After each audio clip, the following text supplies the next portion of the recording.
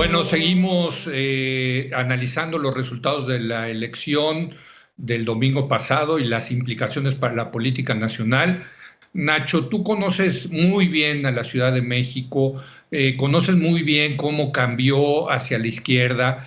Decía Dan Ariely, que es el gran teórico de la irracionalidad, que por alguna razón los humanos tendemos a concentrarnos más en nuestras derrotas que en nuestros éxitos, ¿no? Y yo creo que lo estamos viendo con Morena, ¿no? Les dolió mucho lo que pasó en la Ciudad de México y creo que están más concentrados en ver esa derrota que en los éxitos que tuvieron territorialmente en varios estados. Muy dolorosa, ¿no? Esta derrota, Nacho, de Morena en la Ciudad de México, ¿no? Sí, indiscutiblemente es una derrota muy importante. Relativamente antes de la elección se esperaba que sí perdías 6, 7 alcaldías, pero no digamos lo que sucedió. Yo tengo clarísimo, digamos, que es un voto en contra de López Obrador y un voto incluso de odio, más allá de la razón, fuera de toda racionalidad. En primer lugar, la 4T, desde el origen, digamos, desde el 18, desde el planteamiento, no tiene oferta alguna para la Ciudad de México. Es decir, los programas sociales ya estaban aquí. Sí, No hay, digamos, elementos que la inversión se vaya al sur y al sureste, pues tampoco es mucha oferta para la Ciudad de México. Al contrario, puede ser un agravio, ¿no? E inclusive, sí, bueno, en ese sentido, políticamente sí te cuesta lo del aeropuerto de Texcoco y demás. Entonces, ha habido, digamos, no hay oferta específica. Entonces, en ese sentido, y luego, los platos rotos, digamos, de la 4T se han vivido fundamentalmente en la Ciudad de México. Es decir, el despido de quién sabe cuántos funcionarios de buen nivel, de un buen número, ¿dónde viven? En la Ciudad de México. El recorte del presupuesto mismo, una ciudad en donde buena parte dependemos del presupuesto público, los que somos profesores, los recortes, ¿de dónde pegan fundamentalmente? La dinámica de los medios, digamos, cortas el presupuesto para la prensa y particularmente para los columnistas que tenían sus blogs o sus agencias ahí medio de información y publicidad de la cual realmente vivían, en dónde escriben y en dónde viven y a quién les pegó en la Ciudad de México. Entonces, tú juntas todo eso, todas esas, las críticas, el distanciamiento y las críticas a las ONGs. Pues las ONGs, particularmente, digamos, cuánto porcentaje de las ONGs están y trabajan en la Ciudad de México y dependían en buena medida de presupuesto público. Pues ahí hay una serie de ingredientes, digamos, que se fueron dando, canalizando, digamos, y eso es lo que te explica en buena medida el porqué de Claudia pagó los platos rotos de la 4T, y habría que sumar, sí, una dinámica muy particular en cada alcaldía, en donde, pues, como está en el país, la sed y la tendencia a la alternancia, digamos, pega, desgaste de los gobiernos o no, etcétera, etcétera. Entonces, yo sí creo que Claudia es quizá la menos culpable de la Ciudad de México, porque puedes decir que si pegó la línea 12 o no pegó la línea 12, la verdad. Y Nacho, creo que en ese sentido. pero Perdón. es un golpe en el sentido de que en 97 aquí se dio la alternancia y desde entonces había sido una ciudad muy de izquierda y hay que decirlo, muy López Obradorista. La Ciudad Perdón, de Leo, México perdón. adoraba a Andrés Manuel. A ver, vámonos con calma. A En el ver, 2000 apenas ganó el PRD, ¿eh? sí, sí, sí, sí. Y ganaron también 6 u 8 delegaciones, y la Asamblea Legislativa no tenía presupuesto, no tenía mayoría, y obviamente López Obrador tuvo que negociar con el PRI la aprobación del presupuesto. Luego, se consolida el gobierno de López Obrador y demás. Marcelo, digamos, va bien. Luego gana muy bien Mancera, incluso arrolló, pero ya para el 18, en el mismo 18, la votación para López Obrador en la Ciudad de México es menor, mucho menor que la nacional, y si tú ves el seguimiento de aprobaciones, Claudia prácticamente siempre ha estado, digamos, hasta antes, sobre todo de la línea 2, estuvo arriba de la aprobación de López Obrador. Muy bien. Entonces, es un electorado, mira, muy volátil y demás. Desde 1973, el PRI perdió la mayoría absoluta en la Ciudad de México en las elecciones de diputados. Y te puedo dar la historia de cómo va, cómo viene. Entonces, sí es un boquete, indiscutiblemente es un boquete. Yo creo que es básicamente un voto anti-AMLO en contra del dictador y todo este discurso, etcétera, etcétera, que se lo compraron gacho. Parece que los electores le dieron a Montesquieu y al federalista, etcétera, etcétera. Entonces, parece que aquí sí pegó duro, pero también le hicieron caso a Pablo Maflú. Exactamente. Hoy no, en ese sentido deben estar muy satisfechos de en dónde pegó y cómo funcionó su discurso de odio. Sí. Pero hoy mismo, en la mañanera de hoy, dice, bueno, pues ya vamos a ver con Claudia inmediatamente la reanudación de la línea 12 y tenemos que hacer programas para la gente. Te doy otro dato, inclusive. Venga, rápido. En estos 3 años, yo no recuerdo una sola gira de López Obrador en la Ciudad de México. Entonces él la dio por ganada, no tenía oferta política para eso, y se dieron todos estos ingredientes que no se atendieron correctamente, estos daños colaterales de la 4T, y pues tuvo el boquete electoral que tuvo. Bueno, veía a Denise, Mario y Pablo reaccionando a lo que dijo Nacho. Empecemos contigo, Denise.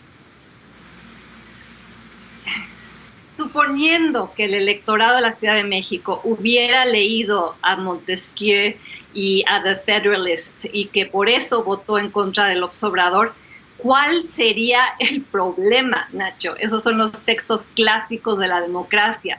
Eso contradice totalmente tu argumento de que fue voto de odio. Yo no creo en esas palabras. Me parece lamentable y peligroso simplificar el voto opositor, el voto de castigo, el voto de muchos que votaron por Andrés Manuel López Obrador y le dieron el triunfo en la ciudad hace apenas 2 años y medio, y no tomar en serio su reacción frente a malos gobiernos, frente a corrupción, frente a inseguridad, frente a una combinación de la línea 12. No dejemos de lado el impacto de la pandemia en la Ciudad de México, el exceso de mortalidad, la forma tramposa en la cual se manejaron las cifras aquí.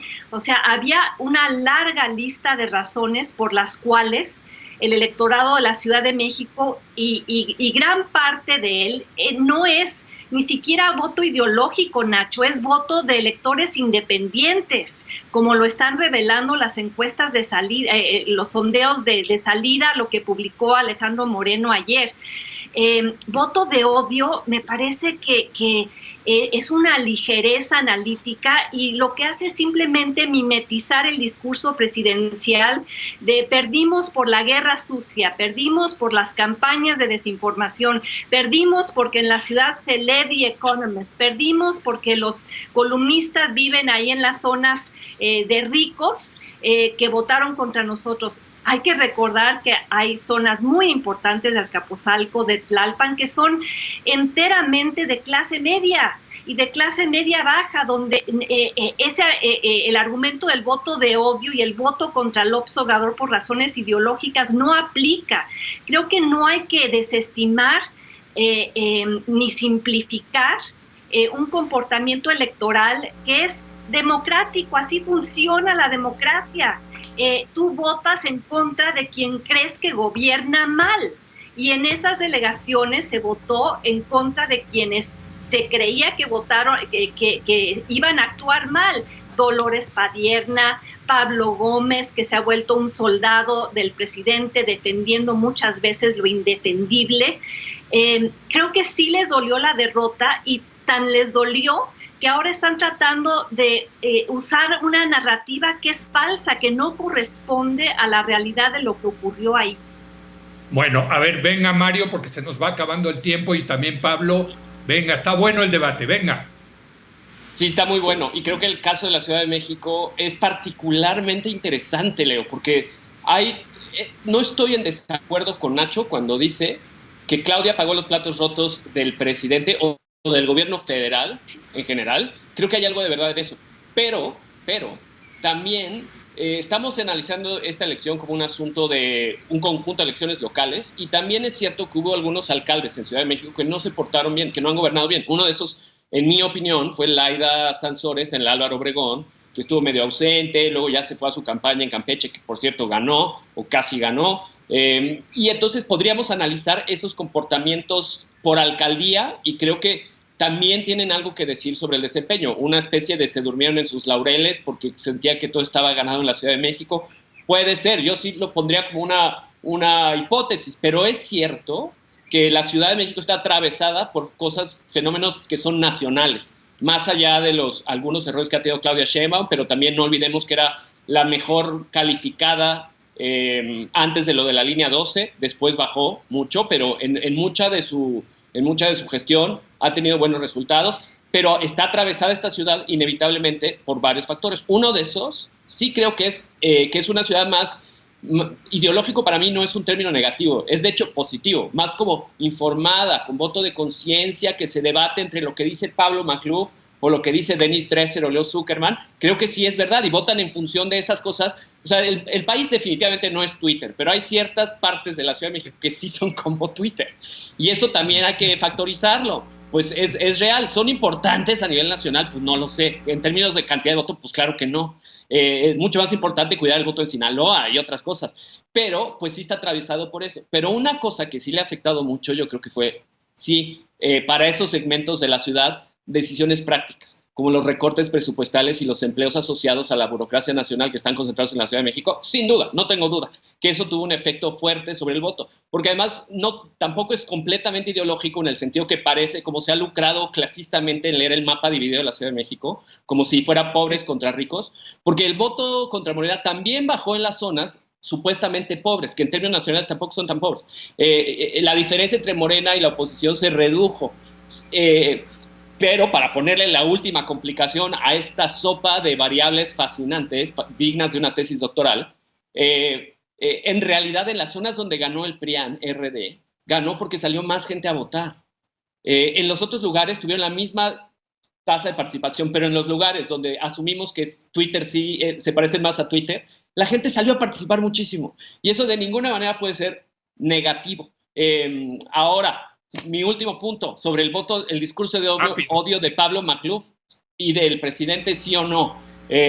No, yo lo he dicho aquí repetidamente, es parte de la democracia funcional polarizar para obligar a la gente a pensar en serio que de lo posible va a votar.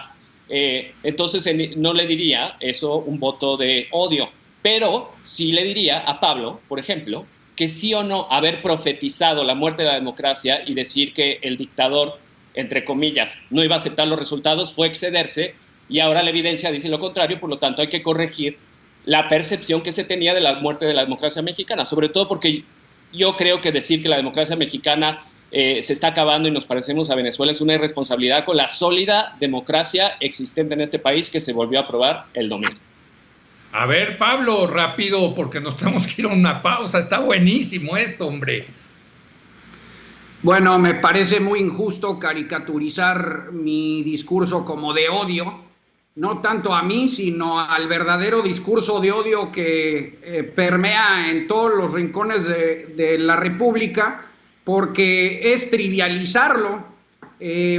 Yo los invito a citar alguna cosa que yo haya dicho que se pueda catalogar como discurso de odio, ¿no? Respondiéndole a Mario, pues yo creo que mi advertencia estaba plenamente justificada. López Obrador nunca ha aceptado una derrota electoral, esta vez solo porque ganó 11 gubernaturas, pero te quiero preguntar qué hubiera pasado si las hubiera perdido todas. No sabemos.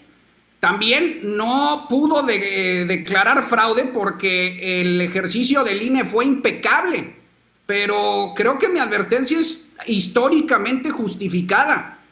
Además, yo creo que estás volviendo a ser incauto pensando que la democracia ya está sana y salva. La democracia nunca está sana y salva. Si algo enseñó la ola demagógica global desde Trump a Orbán pasando por López Obrador es que siempre está en peligro. Entonces, a mí me parece peligroso dormirse en los laureles. Además, López Obrador propiamente no descalificó al árbitro, pero sí sus personeros. Ese día salieron todos sus propagandistas, desde el Fisgón hasta los niños digitales de la red AMLO, a tronar al INE. Y vamos a esperar a los próximos días, está medio enojado, lleva 3 días intentando decir por qué su triunfo fue abrumador, y tiene a esa gente como Nacho Marván aquí diciendo que la derrota en la Ciudad de México se debe a un discurso de odio asusado por gente como yo. Imagínate. En ese sentido... pues sí lo dijiste. Perdón, Pablo, pero, yo... Ni te leo ni te sigo, entonces no tenía la menor idea qué dices, ¿eh? Lo dije yo. Bueno, ahora déjame pasar a la Ciudad de México. Yo creo que podemos examinar la derrota a la luz de 2 lupas. Primero, de la propia dinámica de la Ciudad de México y luego en la del país. En la propia dinámica de la Ciudad de México, a mí me parece que deben de tomar en cuenta ya el costo de una hegemonía de 24 años. La Ciudad de México no ha tenido alternancia y las hegemonías, lo ha demostrado la historia, son generalmente nocivas. Ha habido escisiones, grupos, fracturas, pero ha sido esencialmente el mismo grupo, la misma corriente que ha gobernado durante 24 años y el estilo de gobernar es muy sencillo. Se trata, en esencia, de dar todo el presupuesto a programas sociales, remar lo que se pueda a obras faraónicas. Ese es el estilo de López Obrador, es lo que está haciendo ahorita en el país, y proselitismo, clientelismo. A cambio de eso tienes las calles completamente destrozadas, tienes crimen, mal alumbrado público, malos servicios, muy malos servicios de transporte. Entonces yo creo que en la dinámica histórica hubo un hasta aquí, o sea, muy bien. Y luego en la dinámica nacional. Rapidísimo, Pablo. Rapidísimo, sí. Porfa. Si lo juntas con lo que sucede en las otras zonas conurbadas, a mí me parece que López Obrador pierde la confianza de la clase media.